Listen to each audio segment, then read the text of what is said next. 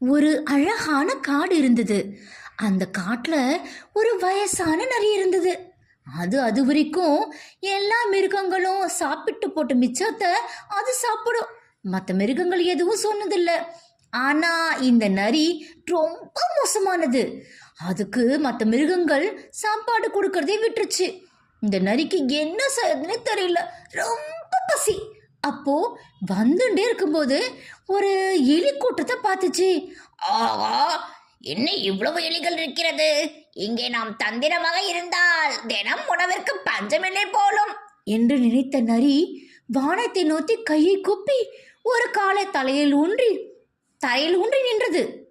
அதை பார்த்த ஒரு எலி, ஐயா ஞானியே, ஏன் இப்படி நிற்கிறீர்கள் என்று கேட்டது. அதற்கு நரி, நான் ஒரு ஞானி அப்பா. நான் இறைவனை நோக்கி தவம் செய்கிறேன். காற்றை தவிர வேறு எதுவும் நான் புசிப்பதில்லை. எனவே தான் நான் இவ்வாறு இருக்கிறேன். நரி இப்படி கூறியதும் எலி கடகடகடவென்று கூட்டத்திற்குள் ஓடியது. உங்களுக்கு தெரியுமா நம்ம இடத்திற்கு ஞானி வந்திருக்கிறார்.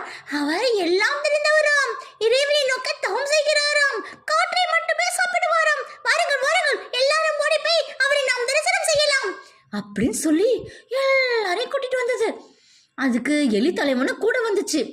இது தினமும் நடந்துச்சு. தினமும் காலையில எல்லா எலிகளும் வரும், நிறைய தரிசனம் பண்ணும், திரும்பி போயிடும். இந்த இடத்துக்கு வந்த புதுசுல நிறைய ஒல்லியா இருந்துச்சு. ஆனா ஒரு மாசம் போனதுக்கு அப்புறம் பார்த்தா குண்டாயிடுச்சு. அப்போ எலித்தலைவனுக்கு ஒரு சந்தேகம். என்னது இது? இந்த நரியார் வரும்போது ஒல்லியா தானே இருந்தாரு, இப்ப எப்படி இவ்வளவு குண்டானாரு? காற்றை மட்டும் சாப்பிடுபவர் இப்படியா குண்டாவாரு அப்படின்னு யோசிச்சது. உடனே ஒரு தந்திரம் பண்ணுச்சு. எல்லா எலிகளையும் முதல்ல போக விட்டுது. இது ஒளிஞ்சுக்குச்சு. கடைசியில பார்த்தா எல்லா எலியும் திரும்பி வரும்போது கடைசியா போற எலிய இந்த நரி பிடிச்சி லபக்குன்னு சாப்பிட்டுரும். உடனே இந்த எலி தலைவன், ஆஹா இதுதானா, இப்படித்தான் நம்ம கூட்டத்தில் இருக்கிற எலிகளும் குறைஞ்சு போச்சா, இந்த நரி குண்டாயிடுச்சா, இதுக்கு நல்ல பாடம் கத்து கொடுக்கணும் அப்படின்னு யோசிச்சு ஒரு நாள் எல்லா எலிகளையும் கூப்பிட்டு பேசிச்சு. இங்க பாருங்க, இந்த நெறி மோசமான நெறி. இதுக்கு பாடம் கத்து கொடுக்கணும். நீங்க எல்லாம் என்ன பண்ணணும் தெரியுமா? அந்த வழுக்கு பாறை இருக்கு பாருங்க, அந்த பக்கமா போகணும். தரிசனம் பண்ணிட்டு குடு குடு குடு குடுன்னு அந்த வழுக்கு பாறைக்குள்ள இறங்கி ஓடியே போயிடணும் அப்படின்னு சொல்லிச்சு.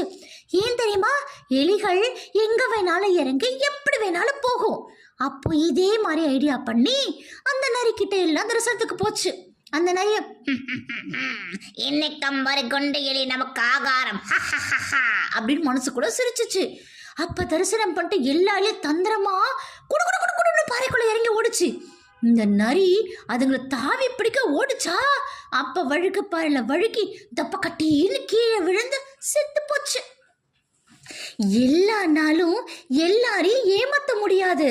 அப்படி ஏமாத்தினா அதுக்கான தண்டனை ரொம்ப பெருசா இருக்கும். ஆமாம் தானே குட்டீஸ்? ப்ளீஸ் என்னோட